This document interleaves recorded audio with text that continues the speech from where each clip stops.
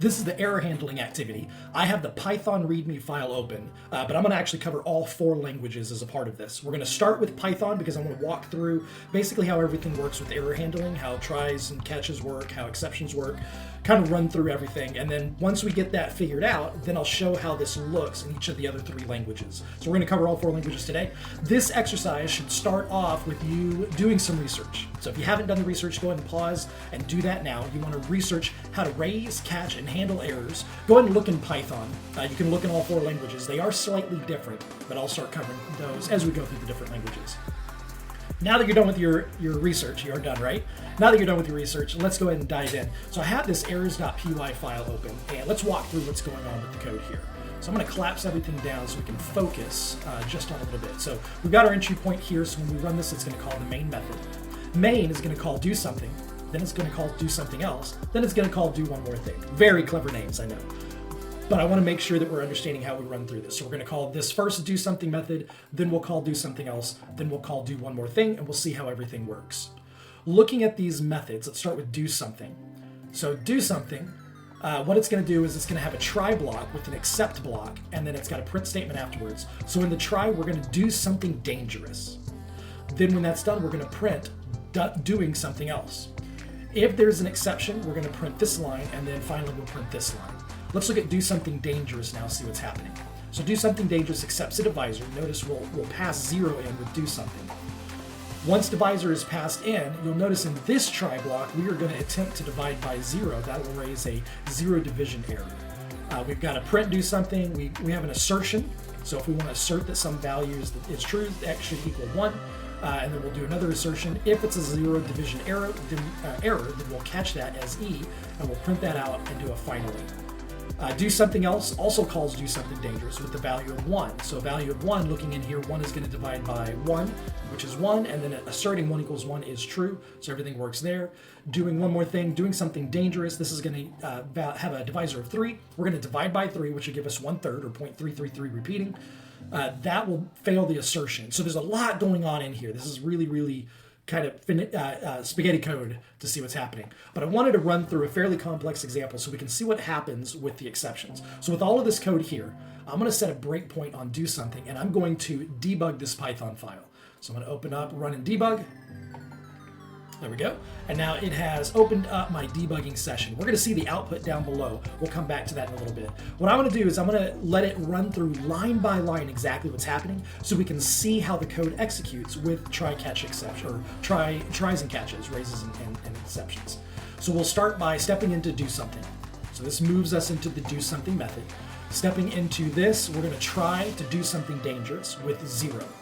So this moves us into do something dangerous. We'll notice that divisor is 0. So if I hover over, we can see the value. We'll dive in. We're going to print doing something. There it is. It shows up down below. Now we're going to attempt to divide 1 by 0. This fails. Now you'll notice it skips down from line 4 to line 9. It skipped over lines 5 through 8. So if an exception happens, nothing else happens in that part of the function or that part of the method. Everything else gets skipped. So it has basically gone from here, because there was an error, it's now on line 9. This is a 0 division error, so now that we step into this line, we will see E. E gives us a little bit of information about it. Now we're going to say caught an error. And here it is, caught an error, and E is division by 0. So that's the message of the exception or the error. Finally always executes, so whether it's successful or it fails, if the try goes all the way or the except happens, finally will always happen. So we're going to expect to see finish doing something down at the bottom, and sure enough we do. So now we're back out of the doing something dangerous method. We're back to where we were, which is line 16. We'll move forward. Now we would expect the print to work, and sure enough it does. There is no exception happening in this block. The exception was in this block, so we caught that exception. Therefore, there is no exception here, so it skips the print an unexpected error occurred. Now it's simply going to print out continuing execution. There it is. So that finishes doing do something.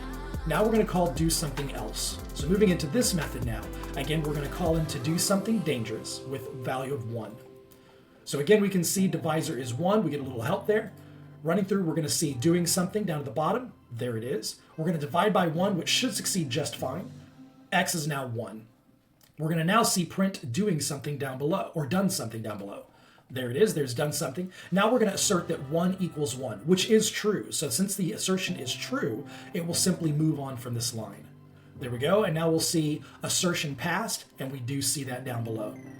It's skipping the except block because no error occurred this time. There's no exception that was raised or thrown in this case. So it goes down to the finally again. Remember, the finally always executes whether the try is successful or the except occurs. So now we're going to see finish doing something, and we do. Therefore, we're successful. We're back in doing something else. We should again see doing something else, and we do. Again, no exception is here. We're not going to this except block because no exception was thrown, and we will see continuing execution, and we do. We're now on to do one more thing. Do one more thing does not have a try catch block or try except block like these other methods did. So this one would be a little bit different in terms of what happens. So let's step into, so now divisor is through. We're going to print doing something, and we see that. We're going to divide 1 by 3, which is just fine. It'll be 0.33 repeated, and there it is. We're going to print doing something because that's successful. Now our assertion is going to fail because 0.3 does not equal 1.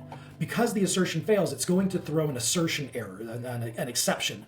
But that's not a zero division error, so we're not going to go into our except block. So let's watch what happens now. We're on line 7, hit next. It goes to line 9, and what it's doing is it's saying, is this a zero division error? It's not, therefore it skips over the print line because it's not matching that error.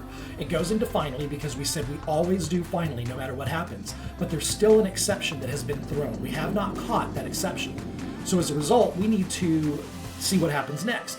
This is going to bubble up. You'll notice that from doing something dangerous, we're on this line. There is no try catch or try except.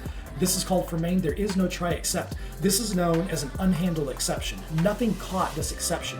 Therefore, it crashes the entire program. So the program is going to finish, and it's going to, since we're debugging, it gives me an option to basically see what's happening. But I'm going to go ahead and step into that and just continue on. We'll notice that the program now finishes. So we're back on the command line as though we're not in the program anymore. And now the output here, let me scroll this up so we can see this. The output has all this stack trace information. So we saw all these lines, finish doing something, and then it says trace back, and then here's all the error information that was just captured on the assertion, x should be 1. So this is what happens with an unhandled exception in a managed language. Most managed languages do this. It's going to print out to the screen, here is the error that occurred so that we have debugging information, and then it closes the application. It stops running anything else. So that's what's happening with an unhandled exception, an exception that gets thrown where we didn't catch it. There was not an except assertion error. Now I could have added except assertion error as E and then done a print statement here. And now it would be caught, it wouldn't be unhandled. But since we didn't have that, that assertion error is propagated up and it basically shuts down the program. The program just terminates and we get the exception information here on the command or on the terminal. So a lot of things going on here. This is the syntax in Python. So let's switch gears. Let's look at this in C# now. The code I have is virtually identical. Same method name, same logic, but now we're using C# syntax. So notice we had try, except, these were errors, and then we have finally blocks. So this is what we're doing in terms of the terminology. In C#, these are try, catch instead of except, but it's still a finally block. So there's a lot of similarities in terms of the syntax. Try, catch, finally, instead of try, except, finally. You'll notice the catch, we can specify the exception. It's now a divide by 0 exception rather than a 0 division error. So these are different types because they're different languages. So the divide by 0 exception is how C# and .NET deals with this particular error where we're dividing by 0. All the rest of this is going to look very similar. So try, catch, we're using console write line instead of print. Everything else is virtually the same. So here's another example if you wanted to take a look. So again, we'll just go through slowly real fast so you can see everything. We've got doing something dangerous, we've got our try, we've got our catch, we've got our finally. Do something as our try or catch with any exception being caught so that we can log that out to the screen. Do something else, again, try, catch, and then we log it out to the screen. Do one more thing. This is not catching an exception, so just like before, once we get to this line here, which throws an exception, exception is not caught. Divide by 0 exception is not exception. We'd have to do another except here, or another catch, that would be catch exception E. And then we could do something with that. But since we don't have that, this exception here is simply going to bubble up just like it did with Python. It's going to shut down the C# application, and usually we'll see the unhandled exception So we can take that and do something with the logging. So the C# syntax, a lot of similarities, but slightly different. Let's look into the Java example now. Java looks almost identical to C#.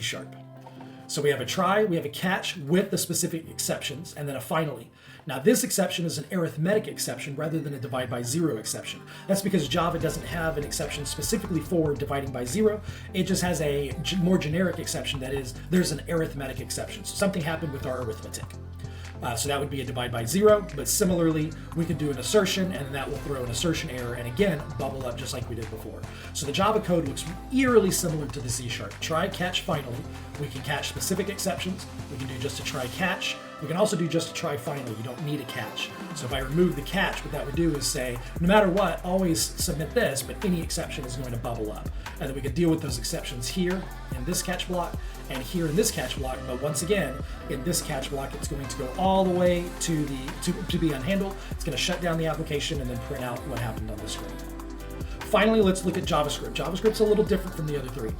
We still have try, catch, finally. So those terms are the same. So C#, Java, and JavaScript use the same terminology for try, catch, and finally. The only one that's an exception is Python, that uses except instead of catch. So try, except, finally. The other three use try, catch, finally.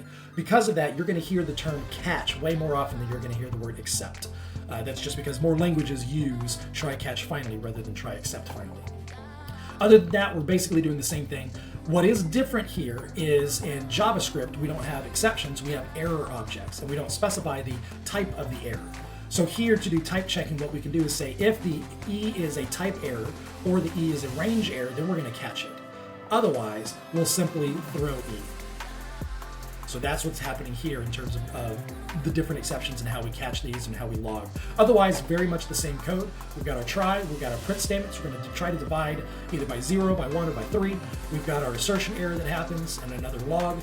We have our catch block to figure out what we want to do there. We have our finally block. Same thing here, try catch. We're going to try to do something dangerous with 0. Do something else, we're going to try to do something dangerous with 1, and then finally we have an unhandled exception here. This one's going to propagate up, and it's going to shut down the application and log out the message to the screen. That concludes our exercise for error handling. Again, this was specifically for Python, but wanted to go through all 4 languages.